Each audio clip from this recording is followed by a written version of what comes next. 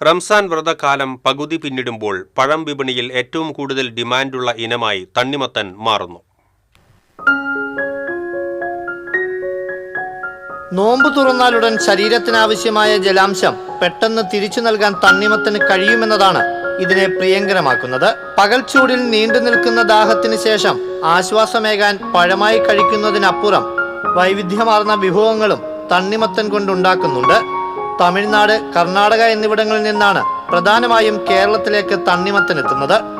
സാധാരണ നാടൻ തണ്ണിമത്തനോടൊപ്പം ഇപ്പോൾ കുരുവില്ലാത്ത ഇനങ്ങളും മഞ്ഞത്തണ്ണിമത്തനും കിരൺ തണ്ണിമത്തനും വിപണിയിൽ സജീവമാണ്. റംസാൻ സീസണിൽ കഴിഞ്ഞ തവണ ഉണ്ടായ കച്ചവടം ഇത്തവണ ഉണ്ടായില്ലെന്ന് ചാവക്കാട് മേഖലയിൽ 40 വർഷത്തോളമായി തണ്ണിമത്തൻ കച്ചവടം ചെയ്യുന്ന IK ഹൈദരലി പറയുന്നു. ഇപ്രാവശ്യം എല്ലാ വർഷത്തെ പോലെ കച്ചവടം കാര്യമായി നടക്കുന്നില്ല. ഒന്നാമതായത് സാമ്പത്തിക മാന്ദ്യം ഉണ്ടെന്ന് തോന്നുന്നു. രണ്ടാമത് ചരക്ക് കൃഷി വളരെ കുറവാണ്. ഇപ്രാവശ്യം ചരക്ക് വളരെ വില കൂടുതലാണ്. അങ്ങനെ പ്രശ്നമുണ്ട്. കേരളത്തിലിപ്പോ വളരെ നല്ല രീതിയിൽ പല ആളുകളും ഈ കൃഷി ചെയ്തുകൊണ്ടിരിക്കുന്നുണ്ട്.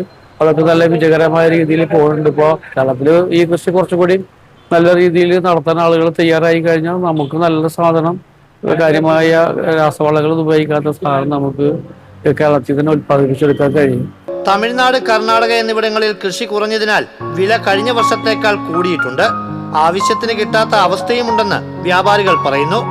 പ്രാദേശികമായ നിരവധി സ്ഥലങ്ങളിൽ തണ്ണിമത്തൻ കൃഷി വിജയകരമായ രീതിയിൽ ചെയ്യുന്നുണ്ട്. നാടൻ തണ്ണിമത്തന് വിപണിയിൽ വലിയ ഡിമാൻഡാണ്. ചൂട് കൂടുന്ന സാഹചര്യത്തിൽ വരും ദിവസങ്ങളിൽ തണ്ണിമത്തൻ വിപണി ഇനിയും സജീവമാകുമെന്നാണ് വ്യാപാരികളുടെ പ്രതീക്ഷ. TCV ചാവക്കാട്.